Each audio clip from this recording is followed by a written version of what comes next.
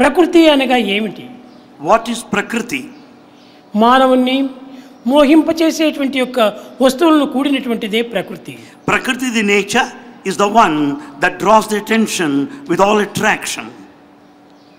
ఈ ప్రకృతి యందు అన్నియు అస్థిరమైనటువంటి వస్తువులే చేరి ఉన్నాయి. In this nature, we find all objects that are changeable.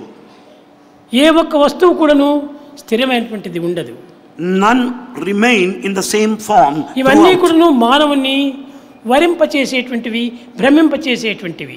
The changeable objects of nature delude man, attract man. ఈ యొక్క అనిత్యమైనటువంటి వస్తువులు అనిత్యమైనటువంటి ఫలితమనే అందిస్తున్నాయి, కానీ నిత్య సత్యమైనటువంటి ఫలితమును అందించదు. These ephemeral transient objects will also give you a temporary, momentary happiness. కనుక దీనినే వేదమునందు ఋతం అని పిలిచారు. This in Veda, it is stated as Ritam. అనగా మార్పు చెందినటువంటి సత్యము. Means the truth which is changeless. ఇవన్నీ కూడాను మార్పు చెందుతూ ఉన్నాయి. All the rest go on changing.